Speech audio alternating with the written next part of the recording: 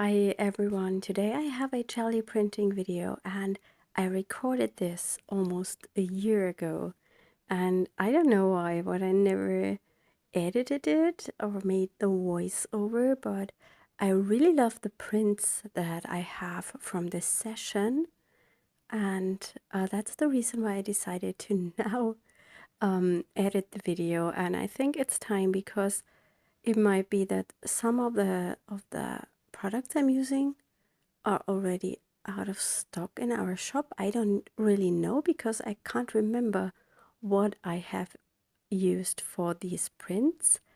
Definitely, I will let you know whilst I'm making the video, and I will also put all the links in the video description. I'm working with a bigger and a smaller jelly plate. I need the smaller jelly plate as kind of a helper. And if you have read the title, I'm going to make patchwork prints. You will soon see what I mean with the name patchwork prints, but I really love the result because they are so different. It's not one print with one image or with one pattern on it. I will just print only parts of the design I have on the plate to different papers. And that gives me gorgeous results in the end that are so versatile for all kinds of projects because of their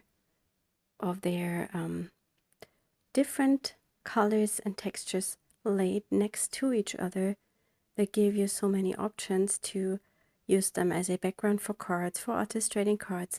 You can cut them for art journal pages, or you can just stamp on them and cut the images out for collage fodder. I think you will soon see what I'm doing. I'm using papers that have already something on the back often because I like to have double-sided paper. So I have an option. It's like a design paper pad, which is double-sided. And the papers I'm using are printer papers in different, with different weights. So I have 120 GSM, 160 GSM, and also some with 200.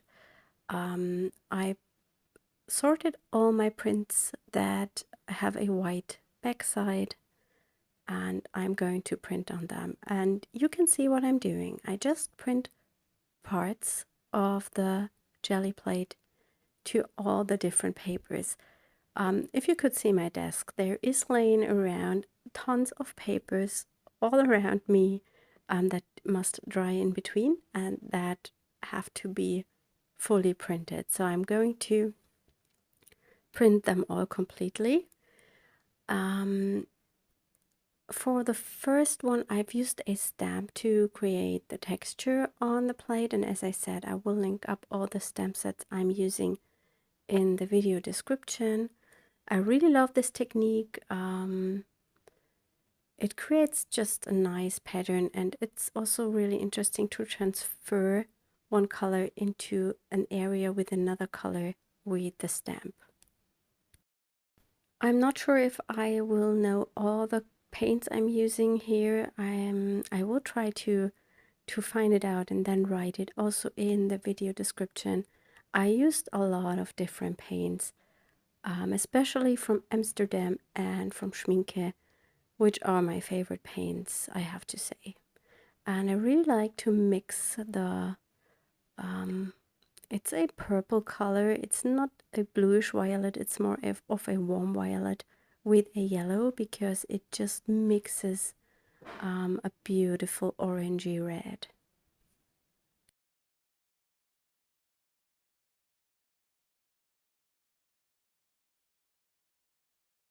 Again, I'm working with a stamp, and in between I'm cleaning it onto a piece of paper so that the color comes off and it can grab a new layer of color from my plate. And it's also really nice how it transfers the yellow into the red into the yellow, and so on. And it's a simple pattern, but I often really like to have simple patterns on my prints because then they are really interesting for collage. And that's also nice because with one paper of this technique, you have a various amount of different colors and patterns, and you don't need many to play, for example, on an art journal page when you make a collage, because you have so many papers on one sheet of paper, if that makes sense. What I also like about this technique, because of the time you need to pull all the areas, you get some leftover paint on the Gelli plate, and that gives you interesting textures for the next print you are doing. If you're working with stamps on your Gelli plate, it's always important to not let the acrylics dry on your stamp, because it's hard to get it off. And I lay my stamps upside down onto a wet cloth so the paint does not dry until I'm ready to clean the stamp. In case it happens that your stamp, the paint dries on your stamp, just spritz it with water, let it sit for about 10 minutes, and then you will be usually able to clean it. I love this color combo. If that doesn't work, you can use alcohol to remove the acrylic paint from the stamp. Another thing I love about this technique is that you accidentally get color combos that you maybe wouldn't have thought of, and that's always something interesting. Like just before, where I said I love the color combo, it's such an interesting color combination, and that's something that I then know and can use for future projects.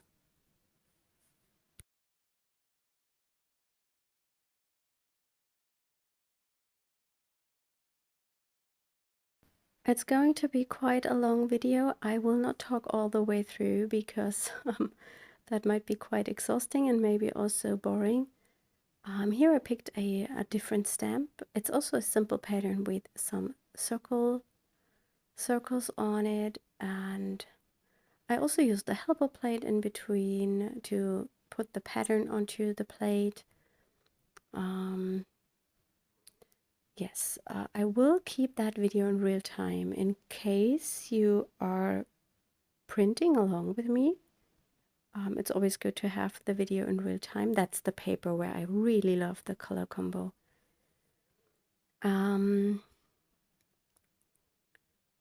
But if it's too slow for you, there is the setting option with the little gear in the video frame, where you can say you want to speed that video up to twice of the speed, so it's only half of the time long, in case you just want to watch and see how the prints are turning out.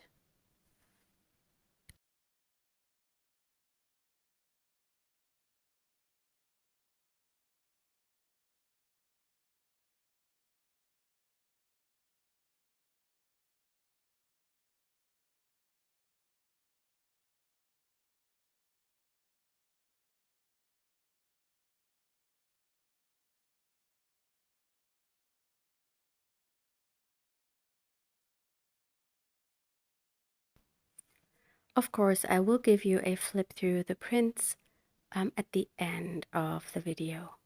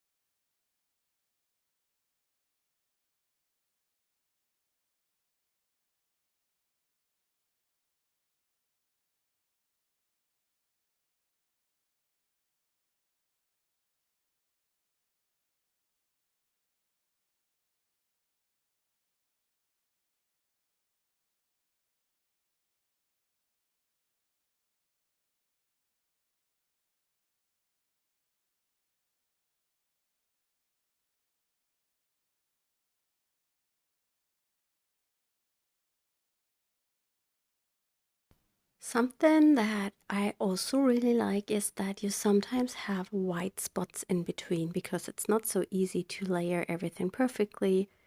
During the process, the paints dry quite quickly and you have some white spots in between.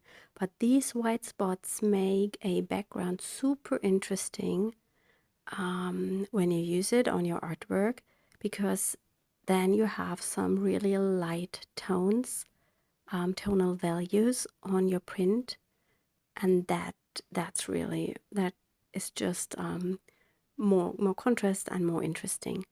As I had so much texture already going on that plate from the previous prints, I decided to clean it off with one print, and I'm really interested to see how this is turning out. I believe it should be really nice because of the green and the reddish colors. Yeah, that's also very nice. I really love that grungy texture I got. And my plate is almost completely clean again, and I can keep on working. And here are already some of the smaller papers that I printed, and aren't they amazing? I think they are perfect for all kinds of creative projects. Here are the bigger ones. There is some empty space in between that I might fill with the next prints.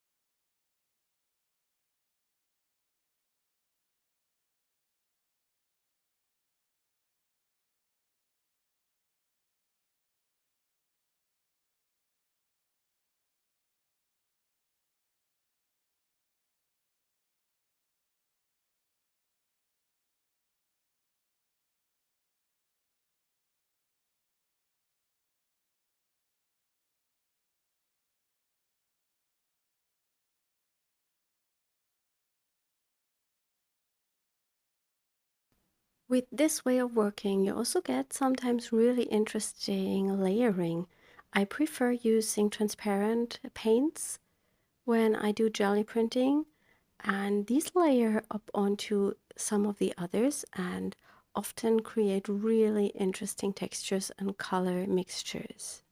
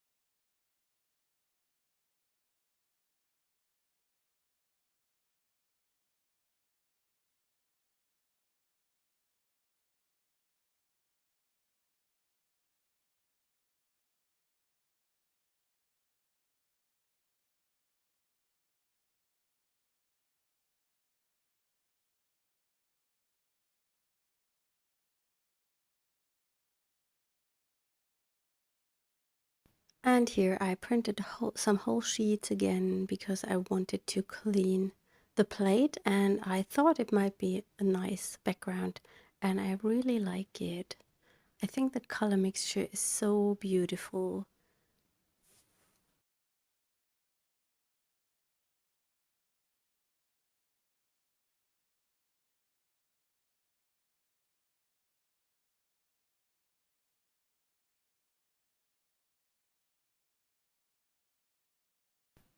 I did this session over 2 days, so this is the next day.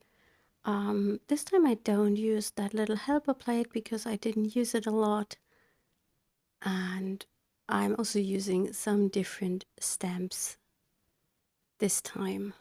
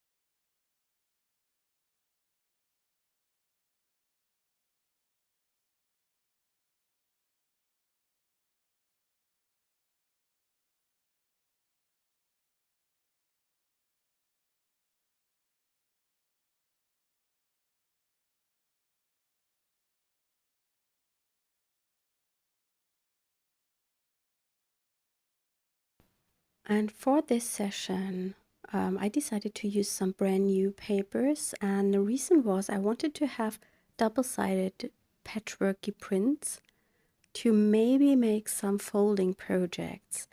You can make really lovely little zines with these papers or also some folders, file folders to hold artist trading cards in place. I think I have a video tutorial for this.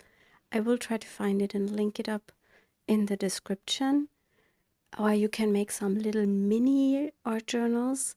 And for many of the projects, it's interesting to have the backside also printed because then you won't see any white space. And I wanted to have, yeah, both a similar pattern on the back and on the front, just to be safe when I'm going to make a folding project with these prints.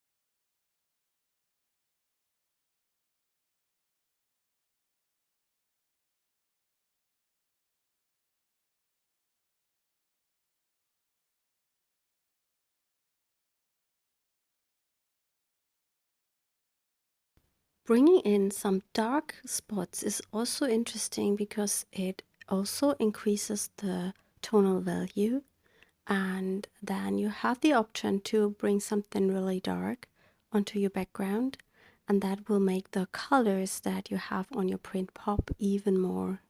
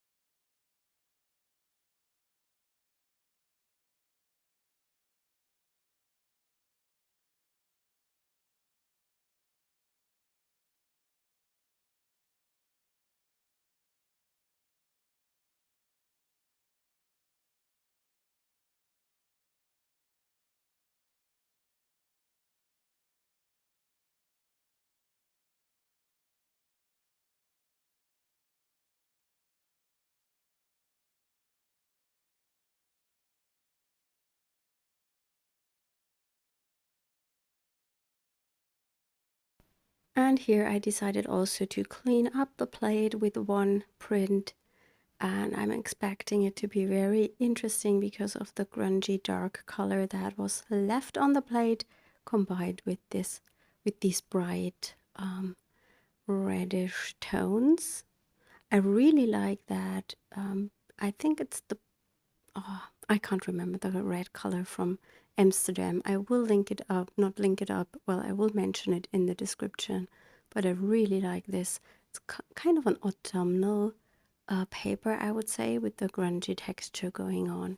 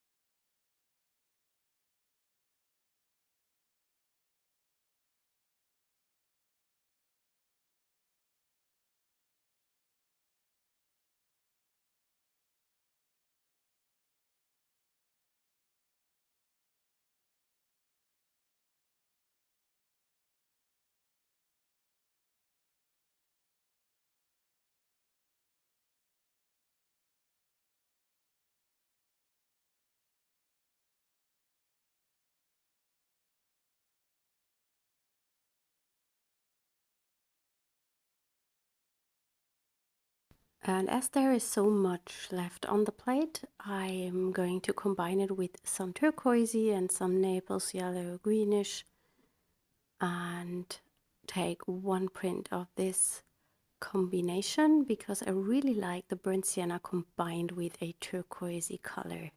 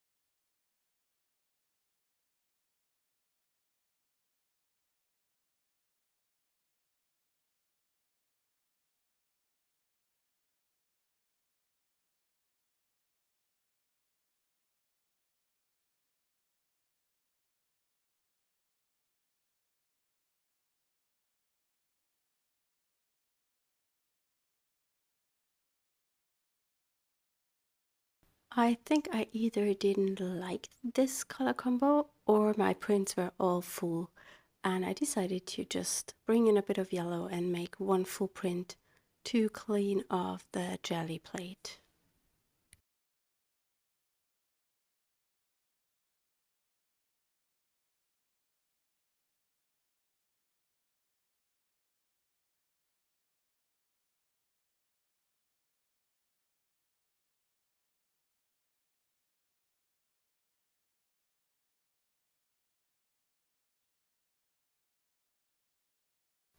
I think I was finished with all the papers I've started, and I will now go through the prints so you can see the results of them.